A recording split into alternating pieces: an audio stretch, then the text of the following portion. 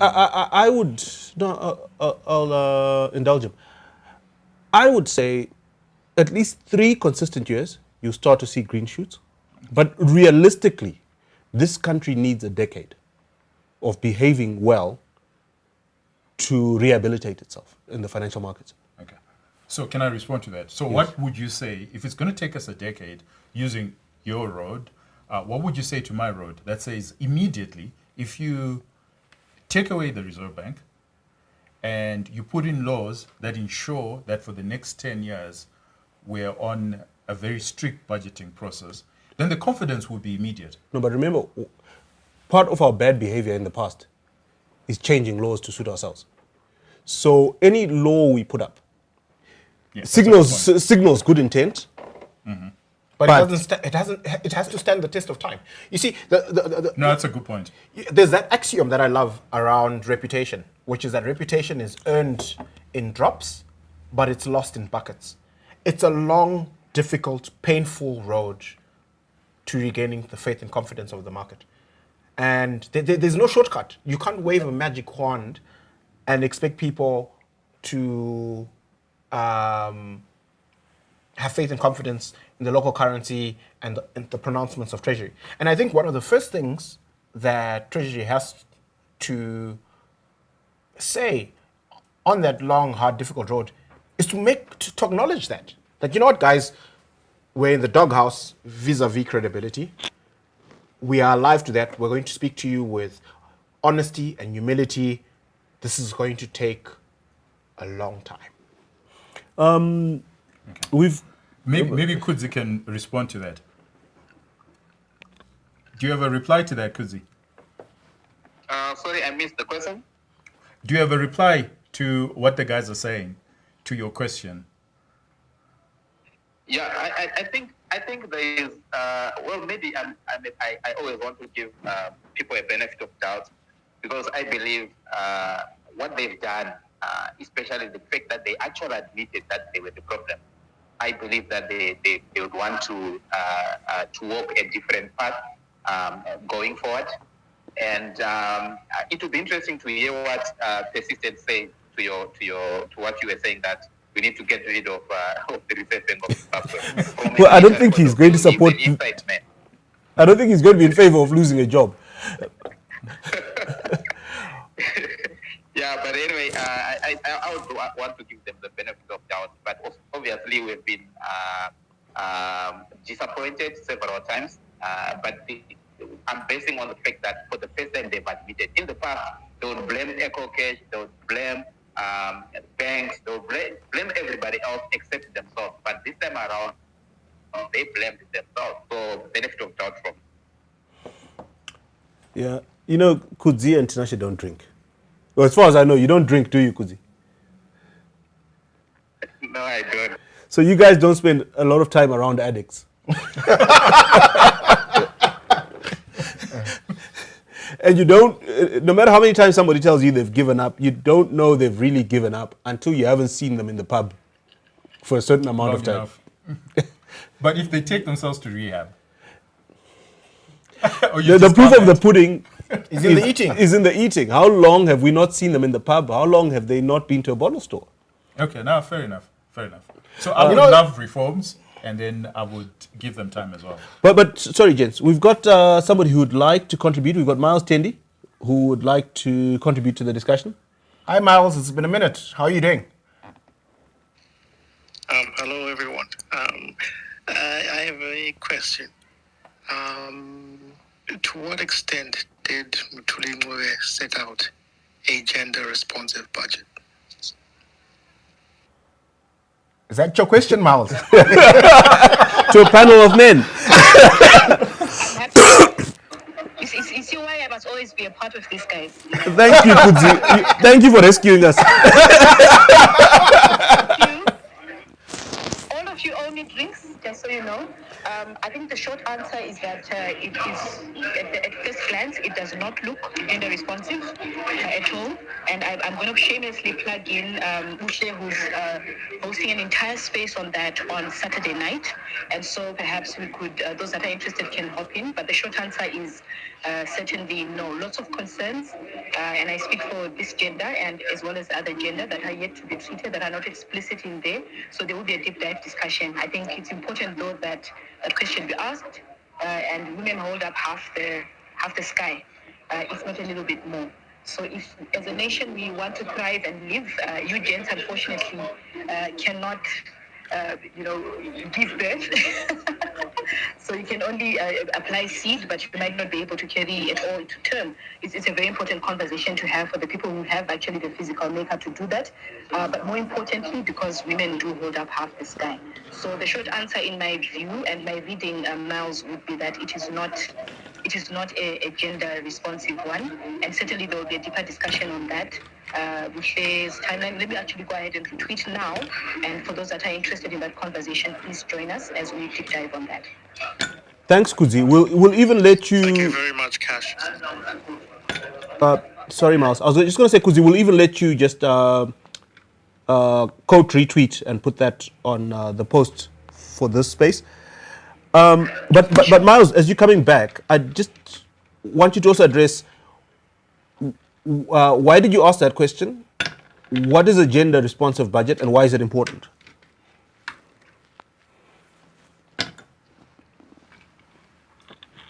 No, I asked the question because I am feminist to a considerable degree, and I believe, in line with that budgets should work for everyone, men, women, girls, and boys, and that there should be equitable redistribution or distribution of public money to all Are you a socialist, Miles? categories. Not at all. Just feminist. That's all.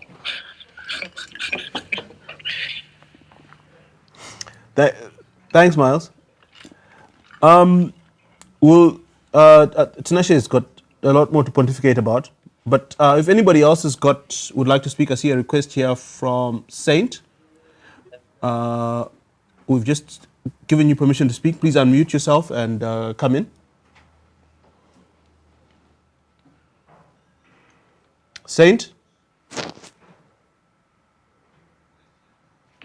Hello. Please come in. Can you hear me? Yes, we can. Okay, thank you, guys. This is very important, especially for Zimbabweans. We really need this more oftenly than. My question is a bit of a tangent. It's more on the gold coins. Like, is there anyone who is more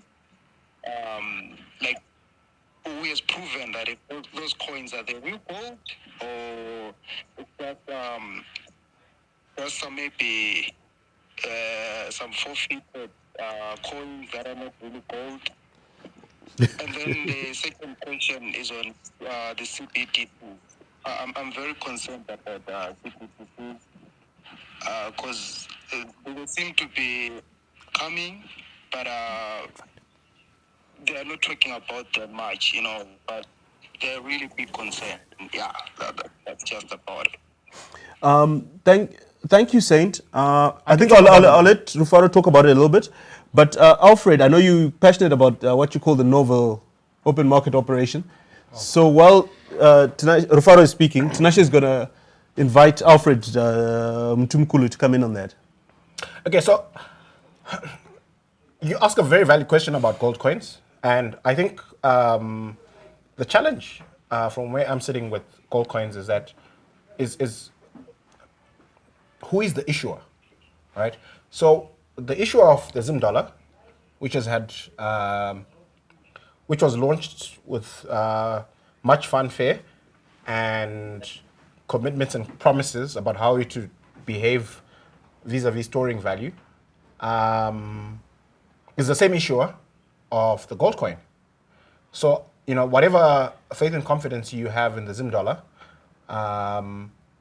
should mirror the faith and confidence you have in the gold coin, because the issuer is the same. So your view in terms of its integrity and capacity to store value and be redeemed for fair value should be a function of your view of the issuer. You know, and this is the polite answer to the polite version of the answer to your question. Thanks, Rufaro. Alfred, if you're there, please request to speak. We've tried to add you as a speaker, but it's not working. Nick Tandy, you have requested to speak. Yes, thanks, gents and lady. I get the point about the fact that it will take a decade to regain the trust of capital markets.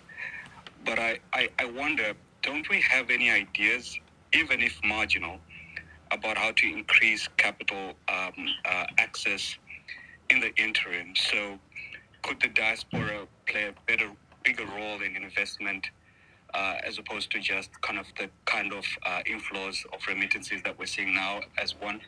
And secondly, can we not build institutions that are financeable on the back of projects that could be financeable, PPPs, etc.? It's at a very high level. Are there any ideas that we could have while we wait for that for reforms to properly kick in? Thanks. Thank you, Nick. We've got a couple of people on the line. I think, Miles, this might be something you want to weigh in on because you yourself are a diasporan. I know Kudzi Mbaiwa, you spend a lot of time with diasporans talking money matters. So maybe you guys might want to come in on that. Maybe Miles first and then Kudzi, and then maybe one of you two gents would like a bite of that cherry.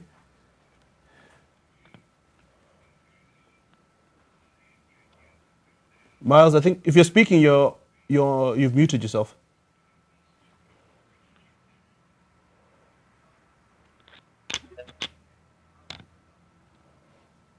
Oh.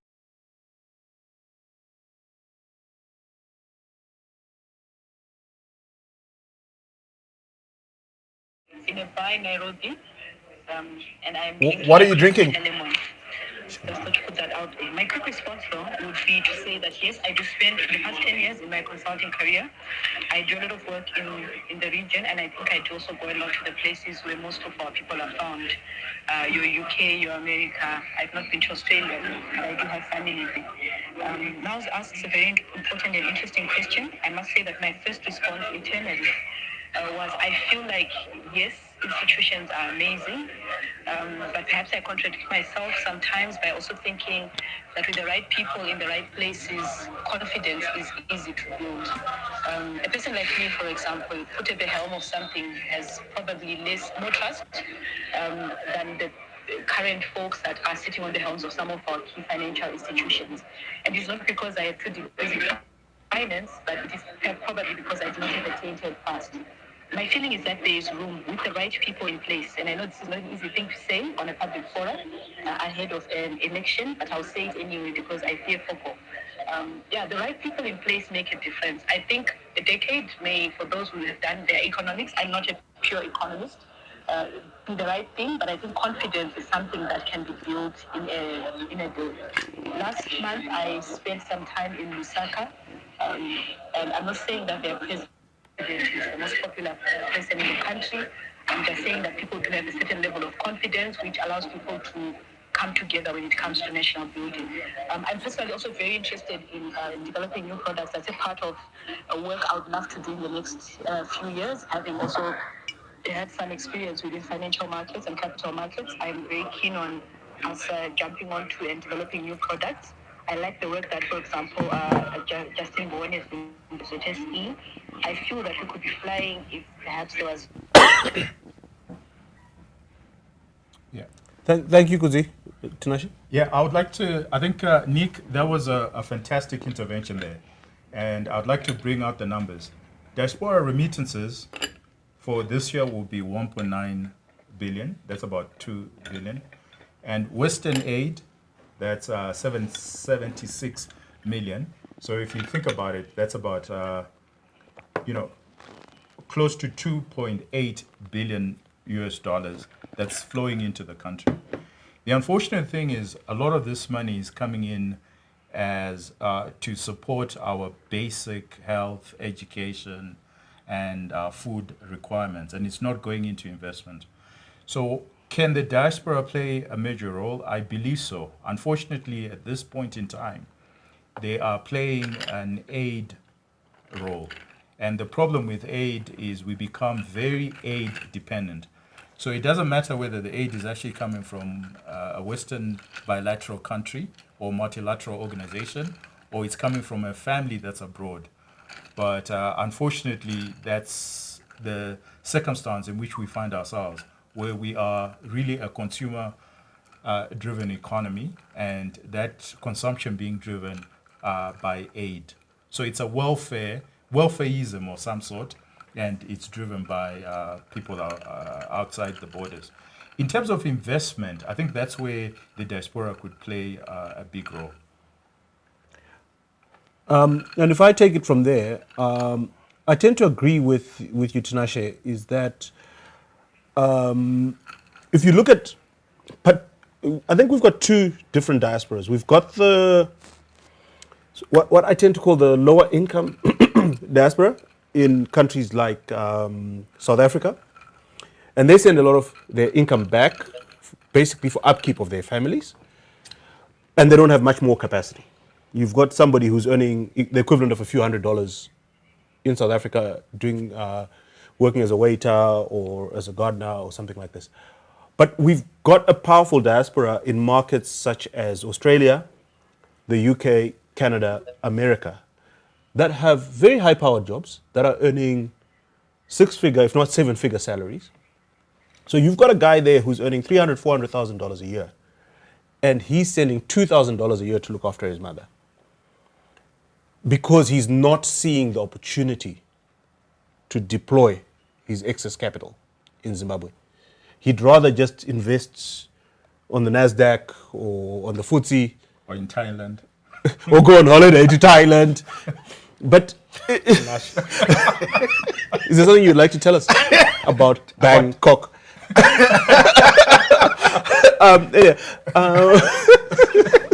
Sorry, we are three guys in a bar. Tinashe is the one who's not drinking. But his mind is somehow wanted to. But if we could give this guy an opportunity, or this lady, sorry, Kudzi, this man or woman who's earning these 6-7 figure salaries in America or in Britain or in Canada, an opportunity to send $30,000 or $40,000 a year to invest in a small house, to build a small business, and feel that his money is safe or her money is safe, I think you'd see that diaspora remittance number jump. Yeah, or the switch. Yeah, I'm You sorry, said guys. I'm switching. gonna be a wet blanket, about unlocking more of the higher income, higher net worth diaspora money to them. That kind of money is interested in return on investment. They are interested. They have the sophistication to understand a risk versus return. And Zimbabwe today is not a viable destination for, especially that kind of money. I think George once articulated quite eloquently the spectrum of investor out there. You've got Buccaneer Capital, these guys who are willing to take high risks and do things that are illegal or unethical. And you've got this very regimented, very sophisticated, very clean capital. And the diasporans that you speak to, the doctors, the engineers, the successful entrepreneurs who actually have the dry powder to remit $30,000, $50,000, $100,000 a year, they're on that side of the spectrum, right? They're not interested in having a conversation about what is the power market rate, what are the other illegal things I need to do to bring my money here. But Rufaro, I'd like to disagree there. We're saying that there's already $2 billion that's coming here, right? Despite all these risks that you highlight. But there's already $2 billion that's coming in. And what we're saying is, how do we switch that $2 billion from being consumptive to being investment? That's all we're saying. No, well, we're saying a bit of both. We're saying how do we also, because can't switch the two, there's a actually. lot of diasporans. Sorry, If gents, the local guys are employed. no, there's a lot of diasporans who are only sending